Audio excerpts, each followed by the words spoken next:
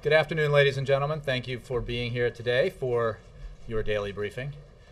I don't have any announcements at the top. I do, however, have with me Brian Deese. He is Deputy Director of the National Economic Council. You heard the President today in the Rose Garden make an announcement regarding his call on Congress to pass a package of measures that would crack down on illegal activity and any efforts to manipulate the oil markets. For more on that, I have Brian to discuss it with you, to take your questions on that. And as usually is the case when I have a guest, if you could direct all your questions on that matter or other matters that Brian can answer at the top, we'll let Brian go, and I'll be here for questions on other issues. And with that, I give you Brian Deese. Thanks, Jay.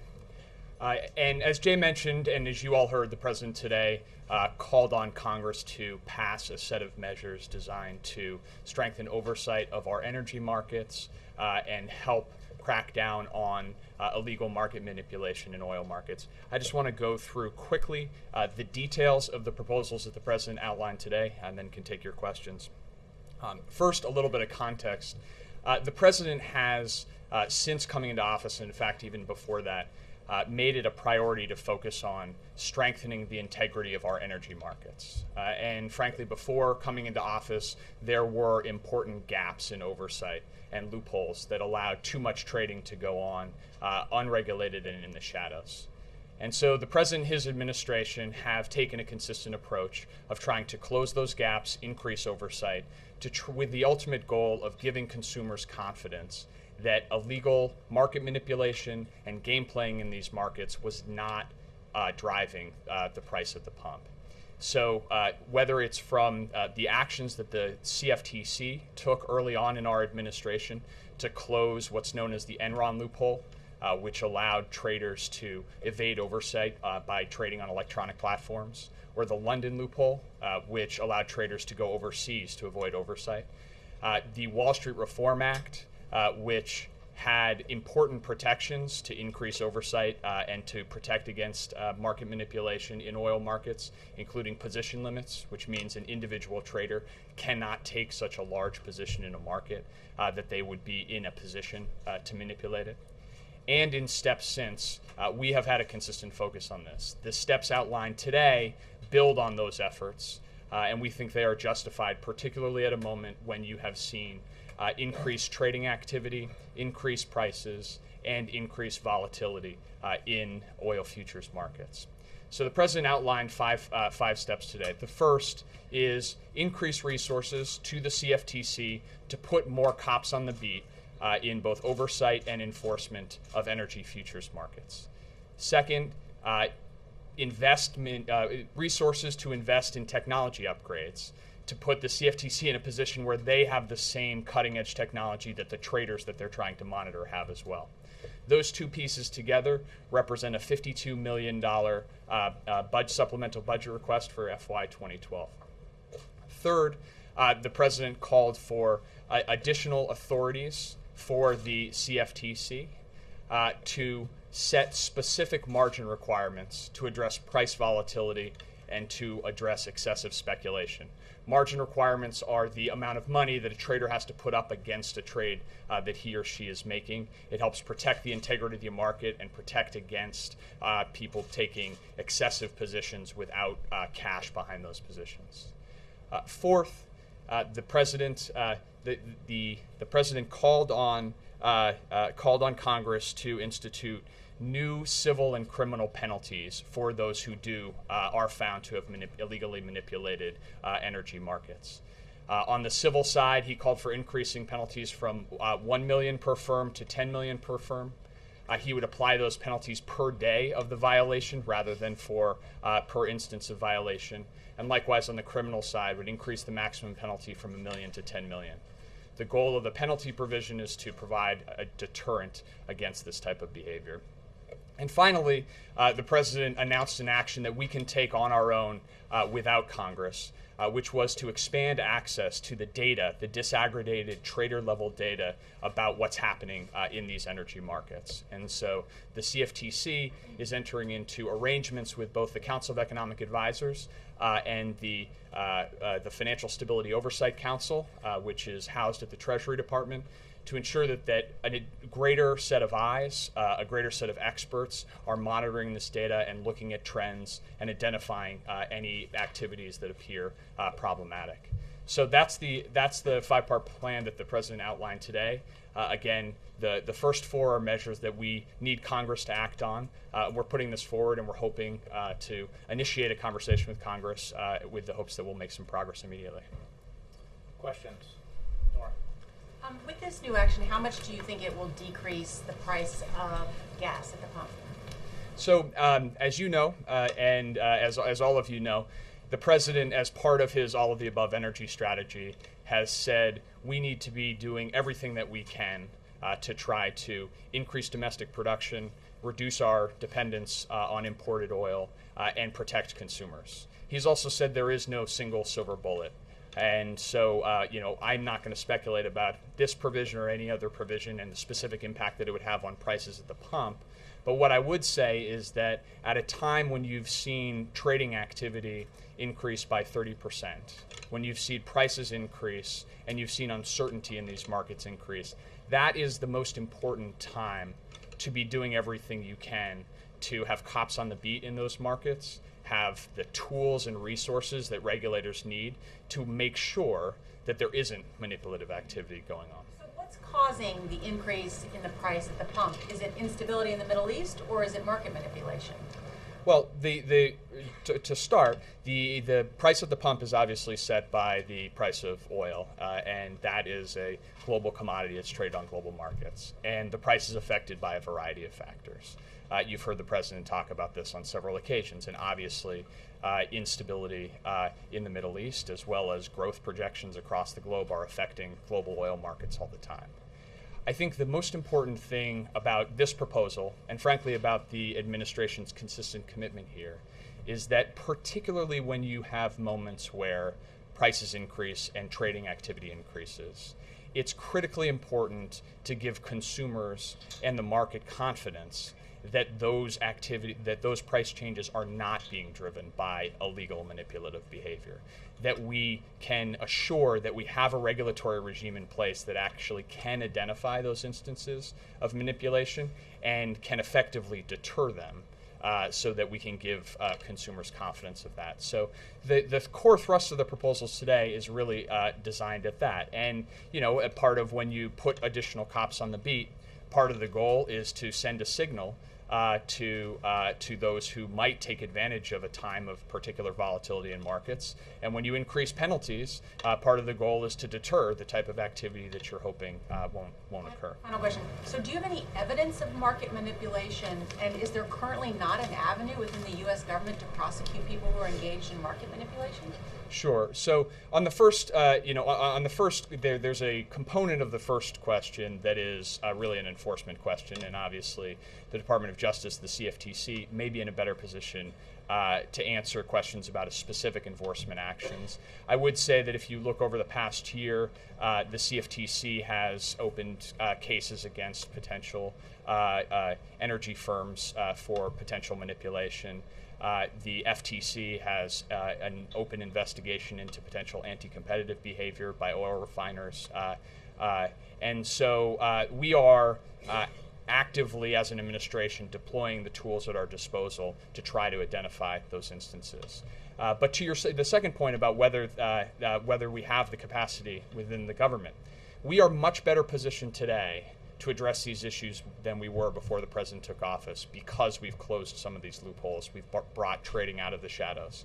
But the truth is that at a moment when our regulatory agencies are already being asked to take on substantial responsibilities in implementing Wall Street reform, when you've seen the recent increases in trading activity and volatility, they need more resources in order to do an effective job on behalf of the American people. So the increase in resources to put these additional personnel on oversight and enforcement, the increased resources for technology are really aimed at making sure that we as a federal government have those tools and have those resources to do the best job we can.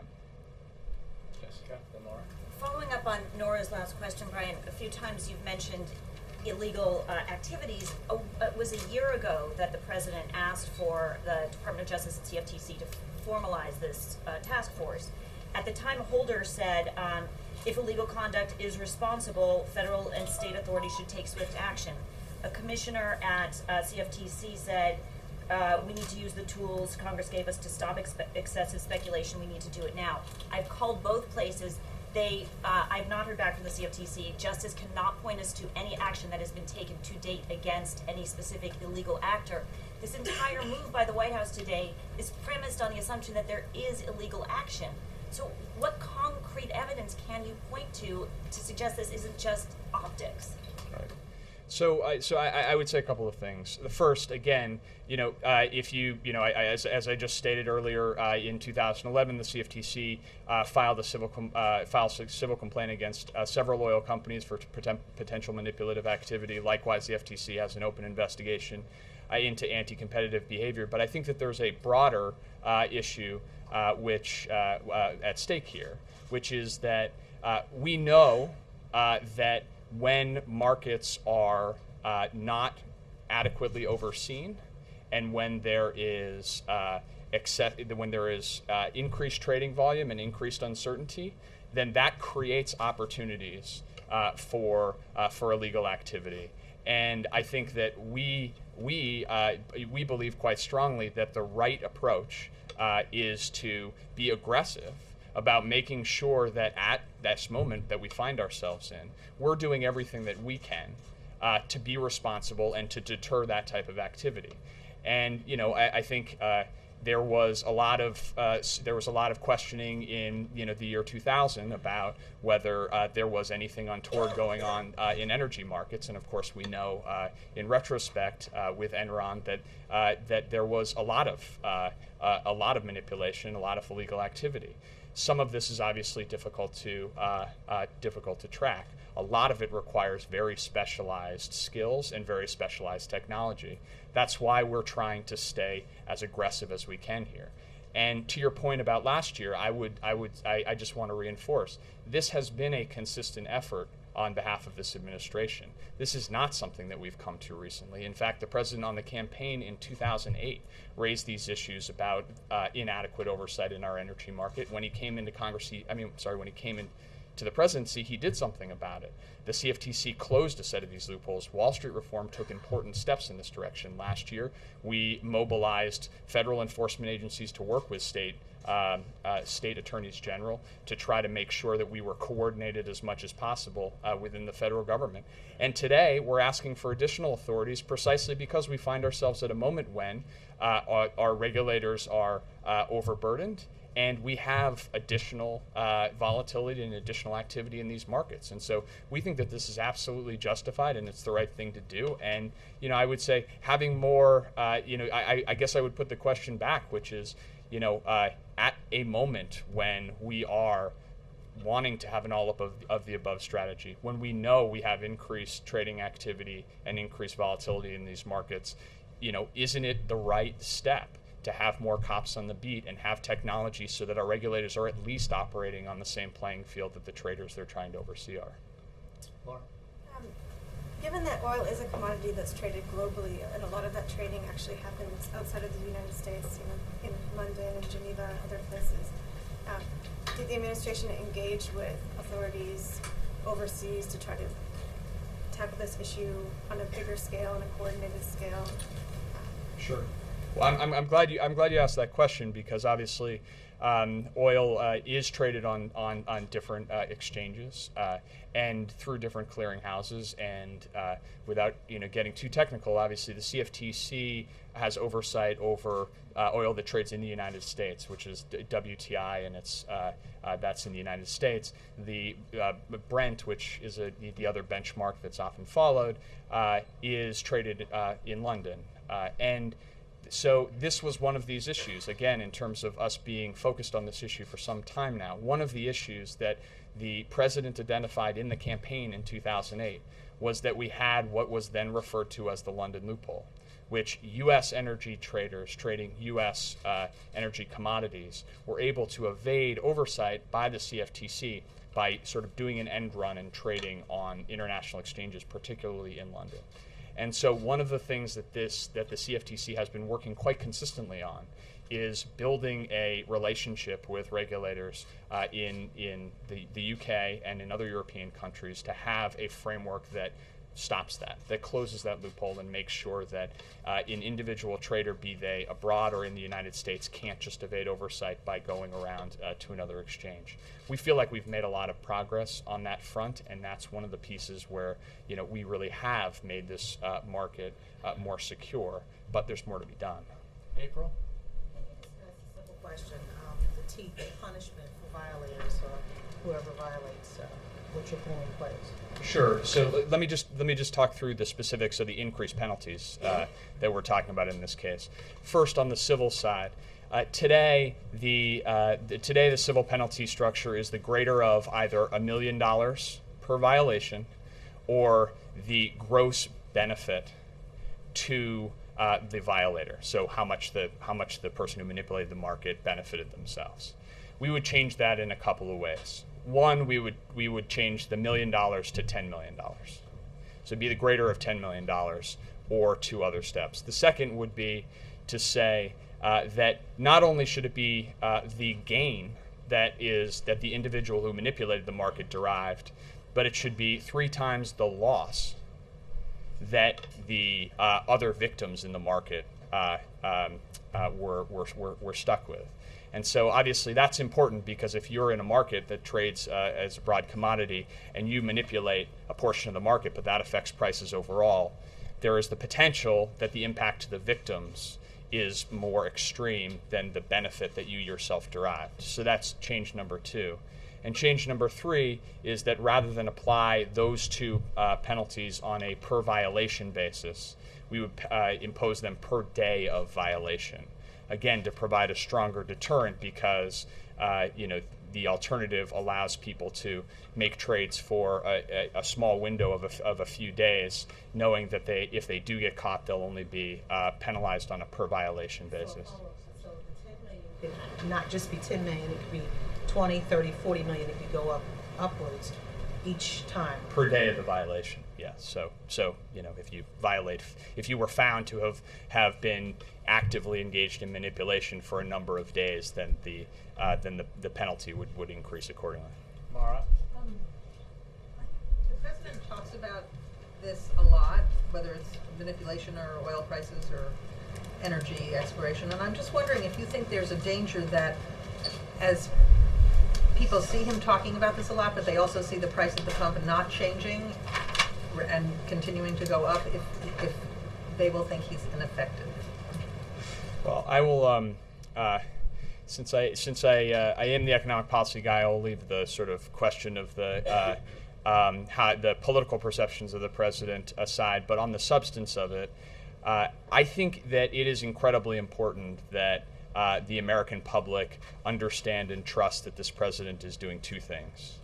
First, he's being honest with them about the realities and the challenges that we have. And I think what you've heard, all of those moments that you point to when the president has spoken to these issues, I'd be willing to bet that in almost every one of them, you've heard the president say, there is no silver bullet. Oh yeah, I wonder if people are hearing that part. Well, I personally think it's important that the president is being honest and continuing to reinforce that message. The second is that I think it's very important that you have a president and an administration that is committed to a pragmatic approach of doing every responsible thing that we can do as part of an all-of-the-above strategy. And so when you think about what the president is announcing today, not only do we not come new to this particular issue, as I've explained over the trajectory of what we've done, but we don't come new to this issue of what's happening in energy markets. And as you say, the president is out there talking about how he's going to streamline regulations to try to get a pipeline built from Cushing to the Gulf Coast. He's out there talking about increasing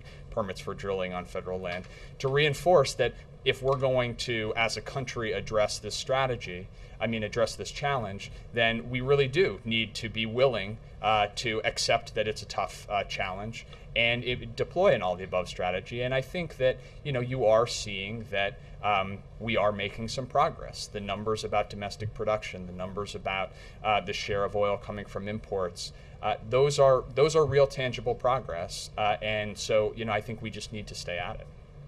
Alexis? I have 3 quick questions. Can you walk us through the $52 million? Can you talk about how that was pulled together? How much would go to personnel and how much would go separately to the IT? Where did you derive that number? Do you absolutely need Congress's approval to get that $52 million? And then separately, there's so much focus on what the SEC needs in terms of manpower and oversight. Is the administration also separate from the commodity of oil, interested in seeing SEC get more funding for another version of oversight of the market? Sure. So first on the $52 million, it's, again, like I said, a supplemental request in FY 2012 for $52 million. About half of it would go toward increased personnel, and about half it's $25 million to personnel and $27 million to the IT. With respect to the SEC, which is obviously, the SEC doesn't oversee oil futures markets, but I think some of you were here for when the president signed the Jobs Act just a while back. One of the things that he reinforced in that in those sets of remarks was the importance, as we move forward with taking steps to make it easier for firms to access capital and grow and to go public, that we need to make a commitment to adequately fund the SEC so that it can provide the important oversight and enforcement function that it provides in the securities market. So yeah, it's a separate issue, but it's certainly a priority. And this is one point where I would point to an important contrast. If you look at the president's budget, it reflects his priorities, and if you look at his requests, this is obviously an immediate request for FY12. But if you look at the FY13 requests for both the SEC and the CFTC and beyond, there is a dramatic difference here between what the president is calling for and what the House Republican budget is put forward and what the House Republicans have now passed. And if you take the cuts in domestic discretionary spending in that budget that they voted for, you apply them to the CFTC, what you're doing is dramatically reducing this agency's capacity to regulate energy markets and other important markets. And a 19% nominal cut by 2014, which is what is in the House Republican budget, would mean cutting 5 times more than the entire budget that the CFTC now spends on enforcement and oversight in these markets. That's a dramatic difference in terms of the role that we see these enforcement agencies playing in oil futures markets and in securities markets as well. Okay, 2 more. Kate? Following on Jessica's question, any expectation that Congress is actually going to take this up? Well, we certainly hope that they will take a serious look at it. I think we're already seeing a number of statements of support. Obviously, most of those are coming from the Democratic side, but I think that there's every reason why they should, and I think it's a question that we'll be asking, obviously, and it's an important question, which is why should we not be taking these steps? Why should we not be putting more cops on the beat? stepping up their game in terms of the IT that they use. These are basic questions, and we hope that we'll be able to make some progress. But they likely won't take it up. So it does appear to be optics in their campaign here making this push. Look, I think that I thought Secretary Geithner said it well this weekend when he said, just because the Republicans oppose an issue doesn't mean it's a bad idea. And I think that the substance of what the president has laid out today is sound. It builds on a clear commitment to increasing oversight in energy markets.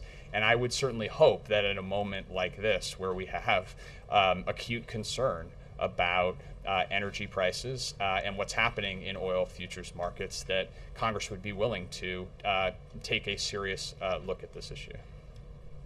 Yep. Is there any movement within here to go after increased position limits? And also, is there any talk of doing anything to limit the role of financial speculation in the markets? Sure. So on the first issue, and just so everybody else understands, position limits, which I mentioned at the beginning, set a hard limit on the overall share of a market that any individual trader can hold. Prior to Wall Street reform, you had a very unsound situation where, while position limits were in place in a lot of commodities markets, the CFTC did not have authority to set position limits in oil futures markets, futures, options, and swaps. Wall Street reform took a major step forward in providing the authority to do that.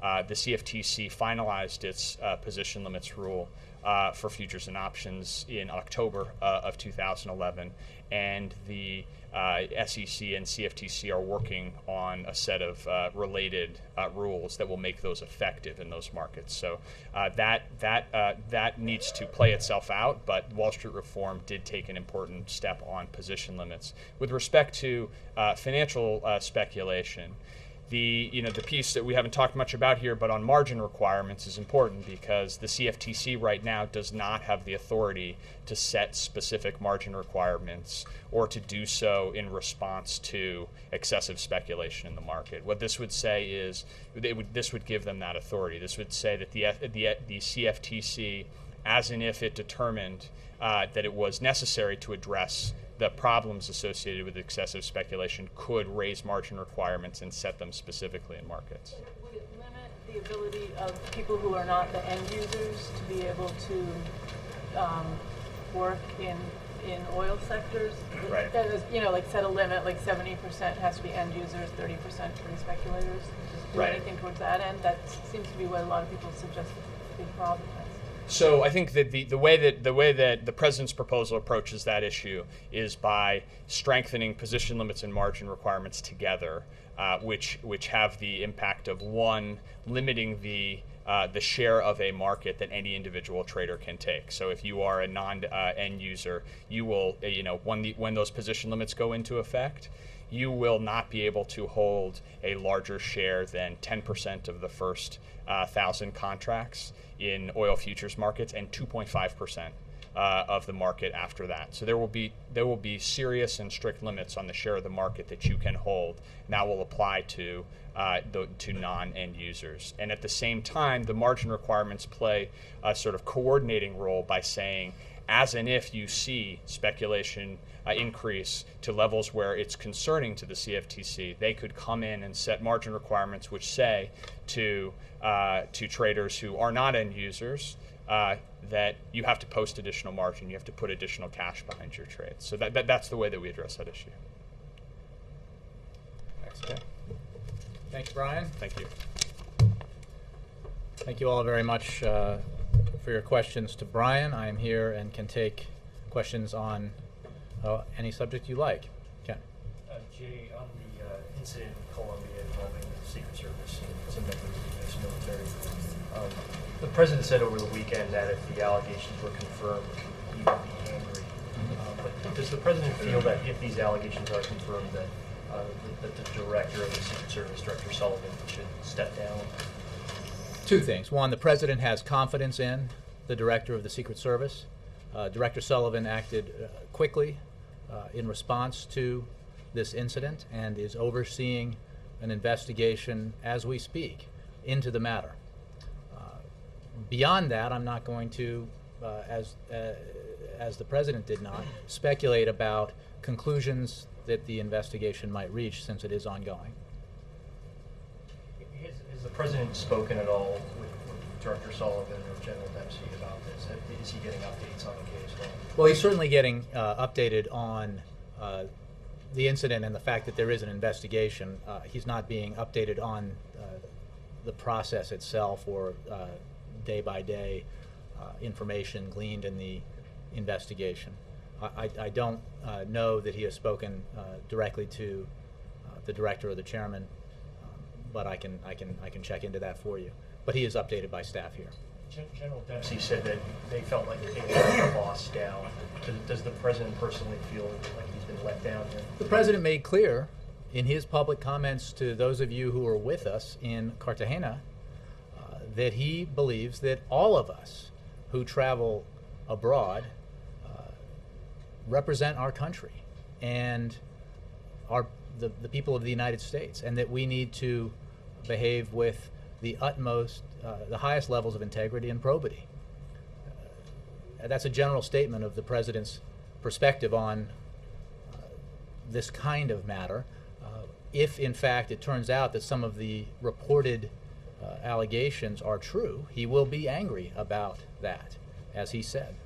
Just a quick one on Afghanistan. President Karzai said that in the long-term partnership that they're negotiating, that the U.S. should specify how much money they'll provide to the Afghan forces in the future. Is that a commitment that the U.S. can make? Well, we are in the process of working with the Afghan government on the framework of our long-term partnership.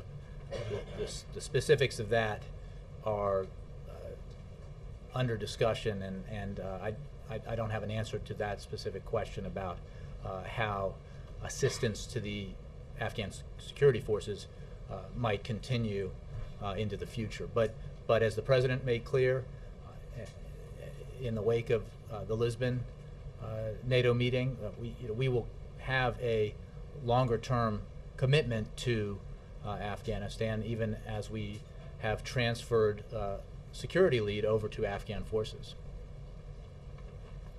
Nora. Why does the President have confidence in the Secret Service Director? As I just said, in answer to the question from the Associated Press, the President has confidence in Director Sullivan. The Director acted swiftly in response to this incident and is overseeing an investigation that obviously needs to be conducted. The Secret Service performs admirably in its number one mission, which is to protect the President of the United States, to protect the family of the President, to protect those who travel with him or her. That has been the case for this President's predecessors and their families, and the President, as he said in Cartagena, feels very strongly that the work the Secret Service does, the men and women who protect him and his family and those of us who work with him, is exemplary as a rule, and they put their lives on the line. And it's a very, very difficult job. And he acknowledges that and appreciates it.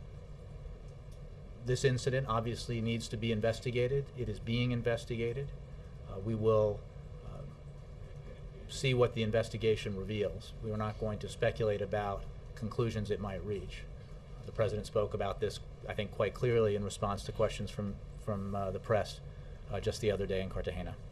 Is the President convinced that this is not part of a broader cultural problem? Again, there is an investigation ongoing that we should let take its course before we speculate about its conclusions. The President is confident that that investigation is underway, and he looks forward to its conclusions, and then we will know. I'm sure there might be further comment on it after that, but as of now, there's not a lot to be gained in speculating about what might be concluded, what of the reports that we've seen turns out to be true. The President simply, as he said, wants it investigated. Was there any moment when the president or perhaps his chief of staff asked the Secret Service whether there are specific rules governing activities of Secret Service agents and uniformed officers when they are off duty? I do not have for you readouts of specific conversations that the president or the chief of staff may have had with regard to this matter. So I think questions like that are best directed to the Secret Service.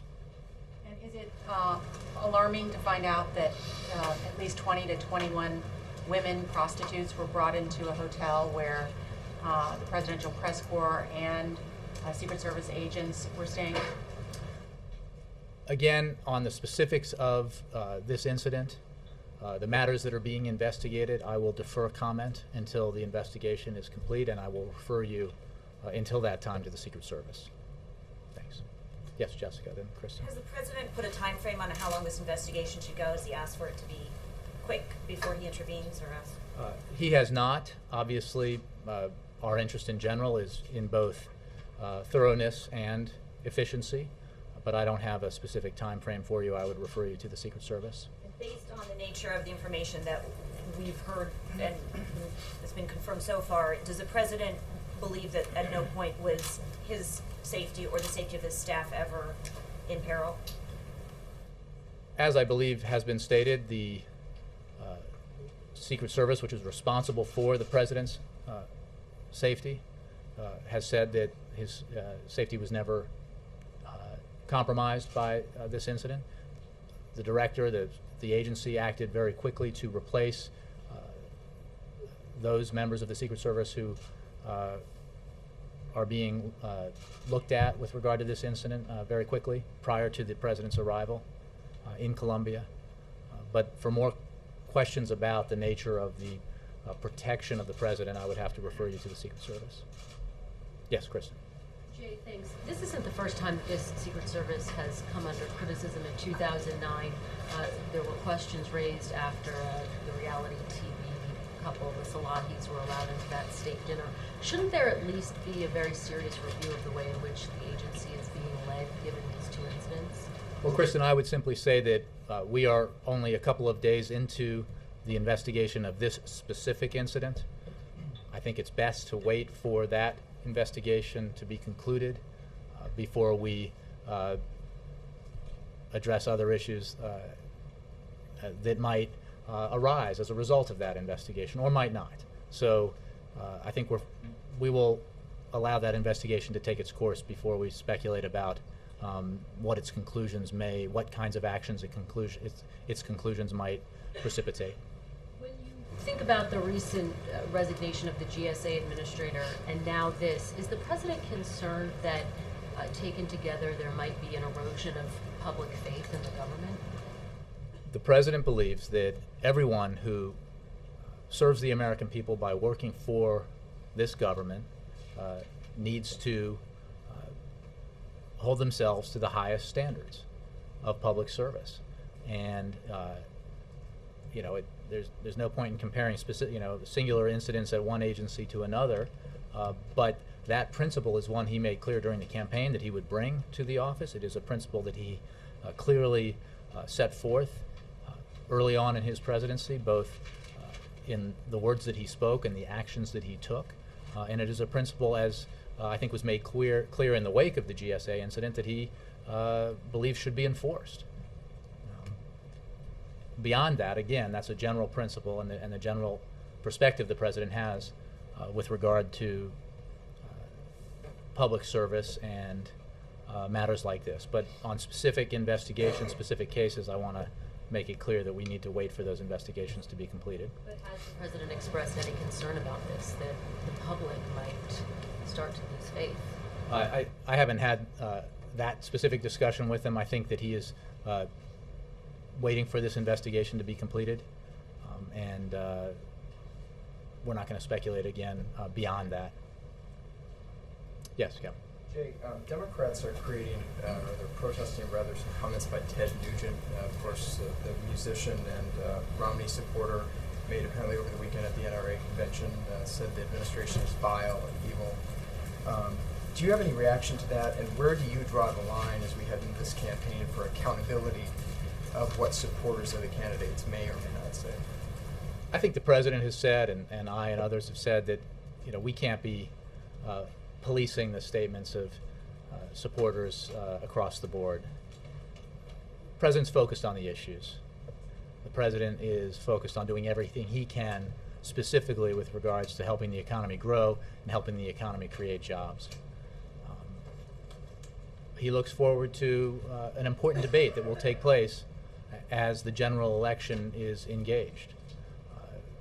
There are very stark differences, there is no question, between his vision for America's future, in particular its economic future, and the vision put forward by the Republicans, embodied in the Republican budget that we've discussed quite a bit in this room. I think those are the issues that will be evaluated by the American people in November when this election is held. I think a lot of this other stuff is noise, and I think most Americans are pretty sophisticated consumers of the news, especially as we get closer to the elections, and pretty sophisticated evaluators of the men and women who put themselves forward to be president. So does the president believe, as the Democrats are saying, that the Romney campaign should disavow these statements? I haven't seen the comments that you're referring to by others. The president's focused on doing his job. He's made the point that we can't, as a general rule, police the statements of every supporter. I think best to just abide by the kind of standards of behavior and rhetoric yourself, as he said, I think standing here in a press conference with you all on one occasion, and stick to making the case for your vision and doing everything you can constructively and substantively, both with Congress and administratively, to help the economy grow and to help it continue to create jobs as we recover from the worst recession since the Great Depression. Wendell, and then Chris. The President announced today, are they intended to have a measurable impact on the price of oil, or to make sure that a few people don't make a quick buck by gaming the system? I think Brian was asked this question and answered it pretty thoroughly. He was asked specifically that question about the price, and I think that what the president has said, what Brian says, is that we are approaching this matter with in an all of the above way, and the president has made clear that there is no silver bullet, there is no pixie dust, there are no magic beans that will or three-point plan that will reduce the price of gas at the pump. But that's not the question I'm asking you. Overall, including the actions that have been taken prior to this, are they going to have any impact on the price of oil, or are they just a policing mechanism? What Brian said is that he would not speculate because there are so many things that go into setting the price of oil on a global on the markets when you have a commodity like oil, which is traded globally. So it is hard to know what the impact will be of the specific measures you take. And of course, in this case, Wendell, we obviously have to see what kind of action is taken specifically with regard to potential manipulation or potential speculation. So it would be pure speculation. What is also the case is at a time, as Brian said, at a time of demonstrated volatility in the market, very high prices in the market, the opportunity is there for this kind of illegal activity, and it would be the wrong thing to do not to take this action. I think the question that has to be asked of members of Congress is, why are you against putting more cops on the beat? Why are you opposed to ensuring that the agencies involved here that regulate this market have the tools they need and the manpower they need to make sure that American consumers are not getting ripped off? I think most Americans would support that idea. And if there is a lack of support in some quarters on Capitol Hill, those who do not support it would probably have to explain it. Another question. President watch the shuttle when it flew? You know, I meant to ask him that when I was with him earlier, and I did not, so I don't know. Sorry. Yes, Chris. I'd like some clarification on something a White House spokesperson said yesterday about that and the executive order against LGBT workplace discrimination. Last week you said that you weren't going to be issuing that executive order at this time, but the spokesperson said yesterday you haven't taken any options off the table. Does this represent a change in the White House position from last week? I mean, there might be a situation in which Well, I don't know about the comment that you're referring to. What I can tell you is that our position hasn't changed since we started talking about this last week, that at this time we're not, we believe that the right approach is to build support for passage of ENDA legislation, and that I think an example of why this approach can be most effective is the way that we approached repeal of Don't Ask, Don't Tell. So there is no change. I don't know about the anonymous quote that you're citing, or necessarily that it contradicts. I'm sorry? It wasn't an anonymous quote, it was from Schiff. Okay. Well, then I don't necessarily, that's not how it was presented to me, Chris. So you just said a White House, okay. I don't believe that it represents, what I just heard you say does not represent anything different from what I've said in the past, which is that at this time we're not pursuing an executive order. I'm not going to speculate about executive orders that may or may not be pursued in the future. What I'm saying is right now we're not. We discussed this pretty thoroughly last week, and the focus is on building the kind of support for and coalition behind passage of the Employment Non-Discrimination Act that we hope would lead to the kind of legislative action that would be especially effective in this case. A number of LGBT advocates have expressed displeasure with the news from last week, and yesterday the National Council of La Raza called on the president to revisit the decision. Does the administration misjudge the patience of its supporters by not issuing this executive order? Chris, I would simply say that the president believes that in this case that the right approach is to try to build support for ENDA.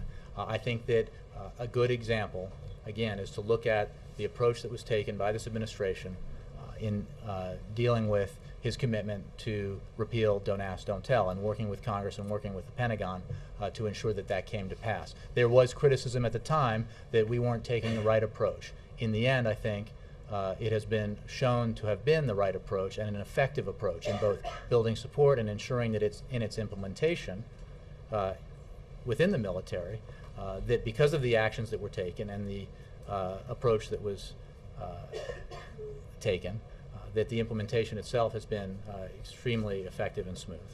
Jay, if I can follow up on Let me move around a little bit on different issues. Mark. Yeah, the Syrian forces are again shelling Homs, other rebel-held areas.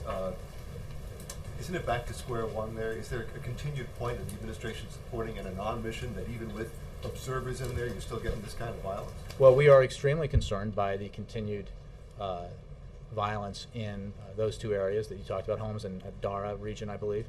And I think we have said clearly, and I'll say again today, that the Syrian regime has yet to abide by all the points of the Kofi Annan plan.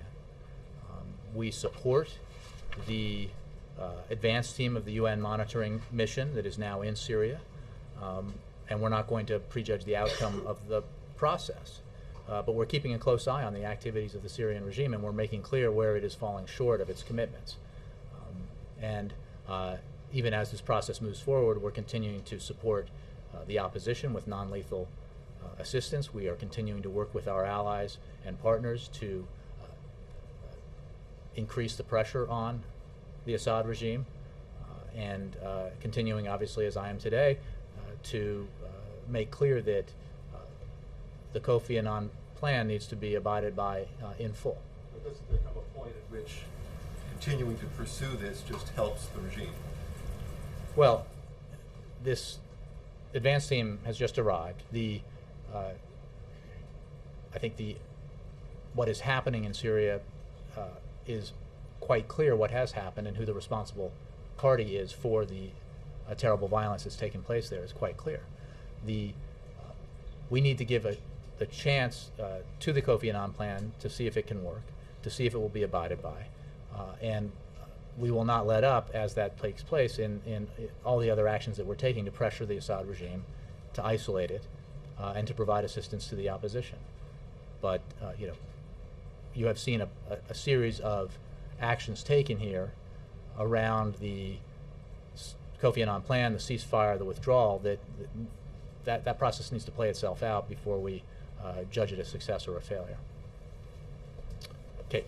Has the administration gone any further in talks with allies about releasing oil from the Strategic Petroleum Reserve? I don't have any conversations to report to you on that. I think as a general matter, I've said in reaction to specific reports that we of course do discuss the global oil market and its volatility and the prices we see on it with our international partners and oil producing states, but I have no new information for you on that. That could actually do something about prices at the pump, right? So why not? Well, I made clear that we don't rule out that action or others that we could potentially take, even as we make clear, and the President makes clear, that there is no single action that can magically drop the price at the pump that is causing a burden for American families. We need to do everything we can to deal with the immediate impact that this is having. That was one of the reasons why it was so important to extend the payroll tax cut so that American families have that extra money to deal with the high price of gasoline at the pump. It is why we need to take the actions that the President is calling on Congress to take today, and it's why we will continue to examine other options. It is also why, in recognition of the fact that this is not a momentary problem, we need to pursue an all-of-the-above energy policy. We need to continue to increase domestic oil and gas production, as the President insists we must, and as we have under his administration. We need to continue to invest in clean energy, biofuels, and other kinds of renewables that will further reduce our dependence on foreign oil and enhance our national security. And we need to do things like, as we did recently, sign into law the next, or pass the next permit for the first nuclear power plant in 30 years. So that's the approach the President's taking. Connie? Yeah. Thank you. Do you have any comments on the exorbitant amount of money spent to help the Panetta commute from here to California to the I think Secretary Panetta addressed this, and I would refer you to his comments since he talked about it just not that long ago. Any plans to change? Again, I think I would refer that to Secretary Panetta. The issue here has to do with the fact that the Defense Secretary needs to travel in a certain way to allow for the kind of communications that are necessary. But I would refer you to him and to his comments. Again, I don't have anything to add to what the Secretary said on that today. That's what the DOD officials have told me, that the President was aware of this commuting negotiation or deal before he accepted the position. There's no deal here. The Secretary has addressed this matter. He I think, spoke about it, and his desire to try to find a way to, if there is, to reduce the cost. But I don't have anything else to add to it. Jared? Does the President support the idea of putting government taxpayer-funded conferences in tourist destination cities, especially since that was a position advocated by the former Chief of Staff and the Senate Majority Leader? Like the GSA conference? I think the President has made clear his outrage upon hearing about the matter that you just raised with regard to the conference that the GSA held. The President believes very strongly that we need to be careful stewards of taxpayer dollars, and he has taken actions to ensure that we reduce expenses and we reduce the amount of money spent on conferences specifically, for example. And I think I ran through the details of this last week. So I think his position on this is very clear, both on the specific GSA matter and on the principle in general, in terms of how taxpayer money ought to be very carefully conserved and wisely used. Alexis. And the President, yeah. He's got the event tonight, this afternoon rather, with Tony Stewart. What's his level of engagement with NASCAR? The President looks very much forward to the event, and I think that this event highlights something that this President instituted, which is to raise awareness about the efforts that sports teams and sports stars are engaged in to help communities and not just pay attention to their successes in competition, but the efforts they make to help communities around the country. Sure, Alexis. The president is visiting his second home in Ohio. Ohio's tomorrow. Just in Cleveland, what's he going to be doing? What's he going to talk about? Well, I don't know how much we've provided on that. I'm sure if we haven't, we will soon. But the president will, continue to make broadly the case for taking the kind of action we need to take to grow the economy and ensure that more Americans are getting back to work. That is his principal objective. It is his principal focus. And I am sure that the event in Ohio tomorrow will focus broadly on that, but we'll get more details to you. Olivia. I saw the president's comments about the Falklands and the renewed dispute between Argentina and Britain, and I'm wondering whether, now that Argentina is moving to nationalize a Spanish energy firm, what the White House's take is on what's going on in the Southern Hemisphere, and specifically whether the White House is okay with the Argentine move against, or move on YPF. Well, I think the president addressed this as a potential. I don't have an update for you now that the story has moved a little bit. I think when you say what's the president's view on the Southern Hemisphere, I mean, I think he specifically on what's going on with Argentina. That seems to be two fights that they're picking with allies of the United States. Well, I think the president addressed this in Cartagena on Sunday. I don't have anything to add to it. I can take the question for a specific reaction to that announcement by the Argentinians. Ken? Today on the Senate floor, Senator Rand Paul was talking about the need to discontinue U.S. aid to Egypt in regard to Egypt's treatment of U.S. civilians there. And also he talked about discontinuing U.S. work with Interpol. What's the stand on that? Well, I haven't heard those comments. I would simply say that it is very important for us to engage with Egypt. It has a tremendously significant role in the region, and we have made clear that our position is treaties need to be honored,